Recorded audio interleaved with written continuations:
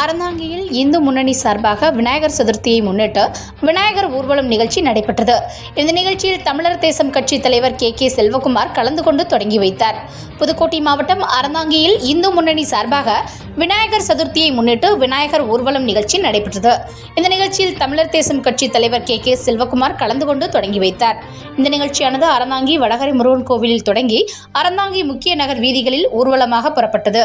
இந்த நிகழ்ச்சியில் புதுக்கோட்டை தெற்கு மாவட்ட செயலாளர் ஜெகதீசன் மற்றும் அறந்தாங்கி தெற்கு ஒன்றிய செயலாளர் பல சக்திவேல் மற்றும் நகர பொதுச் செயலாளர் ஆதிசேஷன் மற்றும் தமிழர் தேசம் கட்சி மாவட்ட செயலாளர் பட்டாங்காடு விஜயகுமார் மற்றும் அஸ்வினி சரவணன், இளங்கோவன் மற்றும் பாரதிய ஜனதா கட்சி, தமிழர் தேசம் கட்சி மற்றும் இந்து முன்னணி கட்சியினர் ஏராளமானோர் கலந்து கொண்டனர்.